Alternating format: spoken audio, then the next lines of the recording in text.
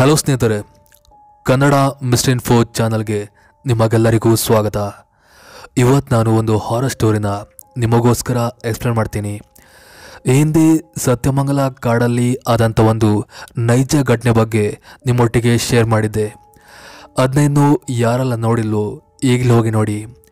ಇನ್ನು ಇವತ್ತಿನ ಕತೆ ಕಡೆ ಬಂದರೆ ಇದು ಬೆಂಗಳೂರಿನ ಅಪಾರ್ಟ್ಮೆಂಟಲ್ಲಿ ಆದಂಥ ಒಂದು ನೈಜ ಘಟನೆ. ನಿಮಗೆ ಇಷ್ಟ ಆಗುತ್ತೆ ಹೀಗೆ ನೋಡ್ತಾ ಹೋಗಿ. ಒಂದು ವೇಳೆ ಇಷ್ಟ ಆದರೆ ದಯವಿಟ್ಟು ಲೈಕ್ ಮಾಡಿ. ಸೊ ಹಾಗಾದರೆ ಹೆಚ್ಚಿನ ಟೈಮ್ ವೇಸ್ಟ್ ಮಾಡದೆ ಸೀದಾ ಈ ಕತೆ ಕಡೆ ಹೋಗೋಣ.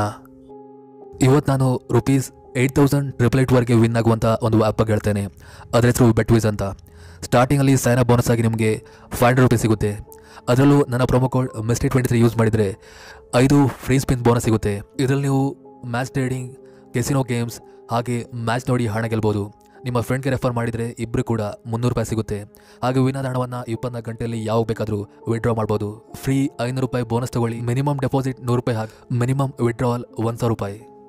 ಏವಿಯೇಟರ್ ಗೇಮ್ ಕಾಂಟೆಸ್ಟ್ ಜಾಯ್ನ್ ಆಗಿ 1 crore ಗೆಲ್ಲಿ. ಖ್ಯಾತ ಸ್ಪೇನ್ ಫುಟ್ಬಾಲ್ ಪ್ಲೇಯರ್ ಆದ ಕೇಸ್ ಫ್ಯಾಬ್ರೆಜಸ್ ಅನ್ನೋರು ಈ ಒಂದು ಆ್ಯಪ್ನ brand ambassador. 50% live casino and cash game bonus, 12% cricket bonus live casino, 1.2% sports and casino rebate and daily rebates and cash back. ಇದು 100% ಸೇಫ್ ಆಗಿ trusted. Betvisa affiliate programme join ಆಗಿ ಲ್ಯಾಕಲ್ಲಿ win ಆಗಿ. ಹಾಗೆ ಸೈನ್ ಅಪ್ ಆದಾಗ ₹500 bonus ಸಿಗುತ್ತೆ. And ನನ್ನ promo code ಮಿಸ್ಟರ್23 use ಮಾಡಿದರೆ ನಿಮಗೆ 5 ಫ್ರೀ ಸ್ಪಿನ್ ಬೋನಸ್ ಸಿಗುತ್ತೆ. ಮರ್ಯಾದೆ ಇದನ್ನೆಲ್ಲ ಯೂಸ್ ಮಾಡಿ ಕ್ಯಾಶ್ ಗೆಲ್ಲಿ. ಹಾಗೆ ಇದರ ಎಲ್ಲ ಮಾಹಿತಿ ಹಾಗೆ ಲಿಂಕ್ ಕೆಳಗಡೆ ಡಿಸ್ಕ್ರಿಪ್ಷನ್ ಬಾಕ್ಸಲ್ಲಿದೆ, ಹೋಗಿ ಚೆಕ್ ಮಾಡಿ. ಈ ಕತೆ ಆ್ಯಕ್ಚುಲಿ ಮೂಲತಃ ಶಿವಮೊಗ್ಗದಲ್ಲಿ ಸ್ಟೇ ಆಗಿರುವ ಒಬ್ಬ ದಂಪತಿಗಳ ಲೈಫಲ್ಲಿ ಆಗಿದ್ದು.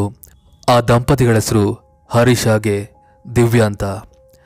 ಅವರು ಆ್ಯಕ್ಚುಲಿ ರೀಸೆಂಟಾಗಿ ಮದುವೆ ಆಗಿದ್ದು, ಅಂದರೆ ಒಂದು 2-3 ತಿಂಗಳಾಗಿತ್ತಷ್ಟೇ. ಹರೀಶ್ ಆ್ಯಕ್ಚುಲಿ ಬೆಂಗಳೂರಿನ ಒಂದು IT ಕಂಪ್ನಿಯಲ್ಲಿ ವರ್ಕ್ ಮಾಡ್ತಿರ್ತಾನೆ.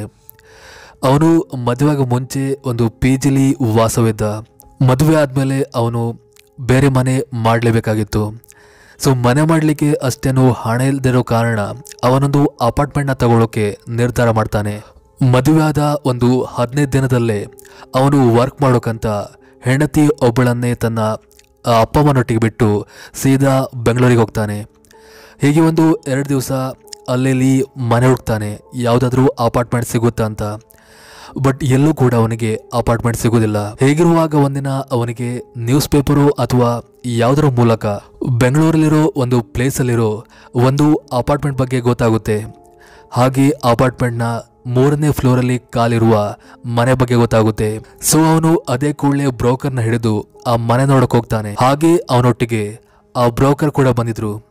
ನಾ ಮೊದಲು ಹೇಳಿದ್ದೆ ಅಪಾರ್ಟ್ಮೆಂಟಲ್ಲಿರೋ 3ನೇ ಫ್ಲೋರಲ್ಲಿ ಅವರ ಮನೆ ಉಂಟಂತ. ಸೊ ಬ್ರೋಕರ್ ಅದೇ ಕೂಡಲೇ ಮನೆ ಬಾಗಿಲನ್ನು ಓಪನ್ ಮಾಡಿ ಒಳಗೆ ಕರ್ಕೊಂಡು ಹೋಗ್ತಾನೆ. ಒಳಗೆ ನೋಡಿದ ಕೂಡಲೇ ಇವನಿಗೆ ಅಂದರೆ ಹರೀಶ್ಗೆ ಶಾಕ್ ಆಗುತ್ತೆ. ಯಾಕಂದರೆ ಆ ಮನೆ ಖಾಲಿಯಾಗಿಲ್ಲ. ಆ ಮನೆ ನೋಡಿದರೆ ಯಾರೊಬ್ಬ ವ್ಯಕ್ತಿ ಇನ್ನೂ ಕೂಡ ಇಲ್ಲಿ ವಾಸವಾಗಿದ್ದಾರೆ ಅನ್ನೋ ಥರ ಇತ್ತು. ಇವನಿಗೆ ಸೀರಿಯಸ್ಲಿ ಅರ್ಥ ಆಗೋದಿಲ್ಲ, ಏನಿದು ಈ ರೀತಿ ಅಂತ ಕೇಳಿದಾಗ ಆ ಬ್ರೋಕರ್ ಹೇಳ್ತಾನೆ, ಇದು ನಾವೇ ಆ್ಯಕ್ಚುಲಿ ಅರೇಂಜ್ಮೆಂಟ್ ಮಾಡಿ ಕೊಟ್ಟಿದ್ದು. ಸ್ವಲ್ಪ ದಿನದ ಹಿಂದೆ ಈ ಒಂದು ಮನೆಯಲ್ಲಿ ನನ್ನ ರಿಲೇಟಿವ್ ವಾಸವಾಗಿದ್ದರು.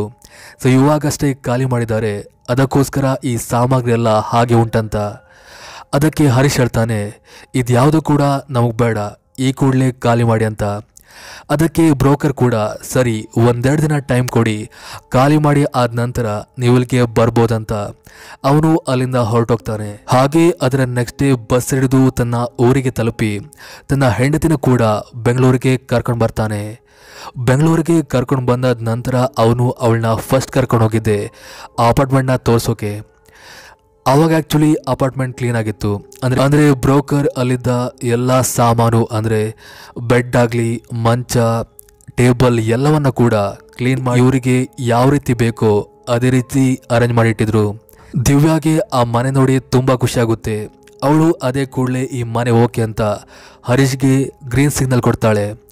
ಹರೀಶ್ ಕೂಡ ಆ ಮನೆನ ತಗೊಳ್ಳೋಕೆ ಏನೆಲ್ಲ ಕಾರ್ಯನ ಮಾಡಬೇಕು ಎಲ್ಲವನ್ನ ಮಾಡಿ ಅವರು ಅದರ ನೆಕ್ಸ್ಟ್ ಡೇನೆ ಅಲ್ಲಿಗೆ ಶಿಫ್ಟ್ ಆಗ್ತಾರೆ. ಹೀಗೆ ಒಂದು 2-3 ದಿನಗಳ ಕಾಲ ಅವ್ರ ಲೈಫ್ ನಡೀತಾ ಹೋಗುತ್ತೆ. ದಿವ್ಯಾ ಆ್ಯಕ್ಚುಲಿ ಹೌಸ್ ವೈಫ್ ಆಗಿದ್ಲು. ಅವಳು ಮುಂಚೆ ಕೆಲಸ ಮಾಡ್ತಿದ್ಲು, ಬಟ್ ಮದುವೆ ಆದ ನಂತರ ಯಾವಾಗಲೂ ಮನೇಲಿರ್ಬೇಕಂತ ಡಿಸೈಡ್ ಮಾಡಿ ಅಡುಗೆ ಮನೆ ಕೆಲಸ ಅಂತ ಮಾಡ್ತಿರ್ತಿದ್ಲು.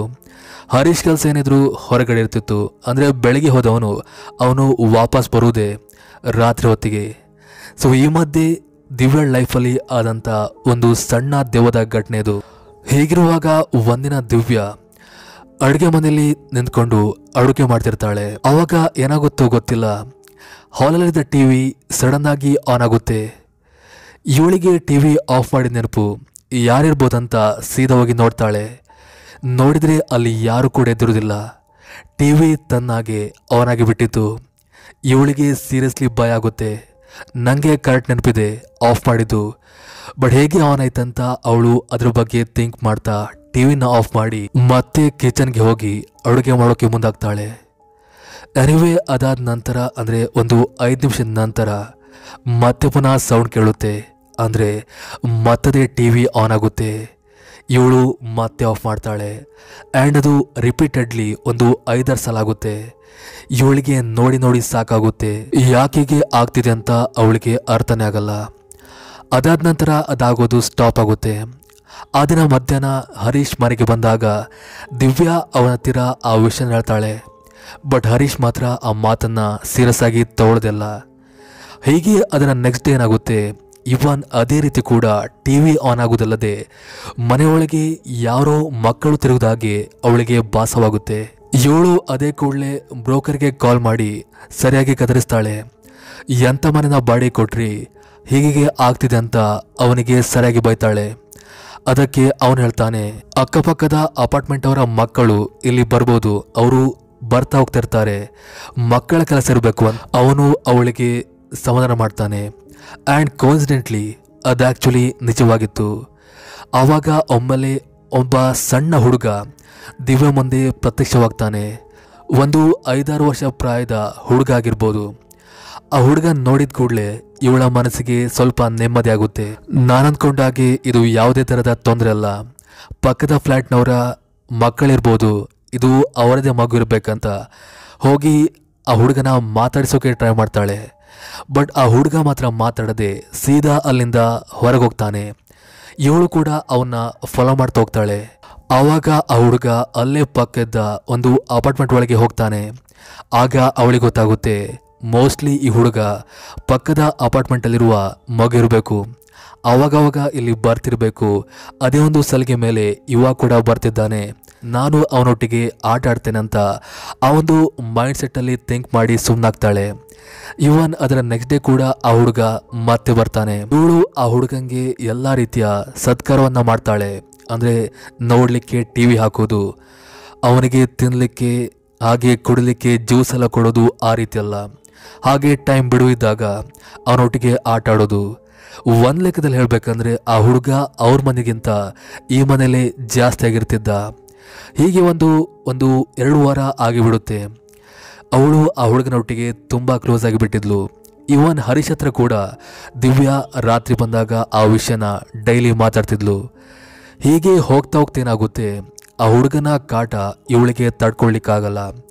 1-2 ದಿನ ಅವಳಿಗೆ ಚೆನ್ನಾಗಿತ್ತು, ಬಟ್ ಬರ್ತಾ ಬರ್ತಾ ಆ ಹುಡುಗ ಕೀಟಲೆ ಮಾಡೋಕೆ ಶುರು ಮಾಡಿದ್ದ. ಇವಳಿಗೆ ನೋಡಿ ನೋಡಿ ಸಾಕಾಗಿ ಒಂದಿನ ಆ ಹುಡುಗನ ಕರ್ಕೊಂಡೋಗಿ ಆ ಪಕ್ಕದ ಅಪಾರ್ಟ್ಮೆಂಟ್ ಮನೆಯ ಬೆಲ್ ಬಾರಿಸ್ತಾಳೆ. ಆವಾಗ ಆ ಮನೆಯೊಳಗಿಂದ ಒಬ್ಬ ಹೆಂಗಸು ಬರ್ತಾಳೆ. ಅವ್ರು ನೋಡಿ ದಿವ್ಯ ಹೇಳ್ತಾಳೆ, ನೋಡಿ ನಿಮ್ಮನೆಯ ಮಗು ನಮ್ಮ ಮನೆ ಬಂದು ಕೀಟ್ಲೆ ಕೊಡ್ತಿದ್ದಾನೆ. 1-2 ದಿನ ಚೆನ್ನಾಗಿತ್ತು, ಬಟ್ ಬರ್ತಾ ಬರ್ತಾ ಇವನ ಉಪಟಳ ಜಾಸ್ತಿ ಆಗ್ತಿದೆ, ನೀವೇ ಇವನ ವಿಚಾರಿಸಿ ಅಂತ ಅವಳು ಗದರಿಸ್ತಾಳೆ. ಅದಕ್ಕೆ ಆ ಮಹಿಳೆ ಶಾಕ್ ಆಗಿ ನಿಲ್ತಾಳೆ. ಏನು, ನನ್ನ ಮಗ ಯಾವಾಗ ನಿಮ್ಮನೆ ಬಂದ, ಹಾಗೆ ಬರಲಿಕ್ಕೆ ಚಾನ್ಸ್ ಇಲ್ಲ ಅಂತ. ಅದಕ್ಕೆ ದಿವ್ಯ ಹೇಳ್ತಾಳೆ, ತುಂಬ ದಿವಸದಿಂದ ಅವನು ನಮ್ಮನೆಗೆ ಬಂದು ಆಟ ಆಡ್ತಿದ್ದಾನೆ, ಮೊದಲಿಗೆ ಚೆನ್ನಾಗಿರ್ತಿತ್ತು, ಬಟ್ ಇವಾಗ ತುಂಬ ಅತಿ ಆಗ್ತಿದೆ ಅಂತ ಮತ್ತೆ ಗದರಿಸ್ತಾಳೆ.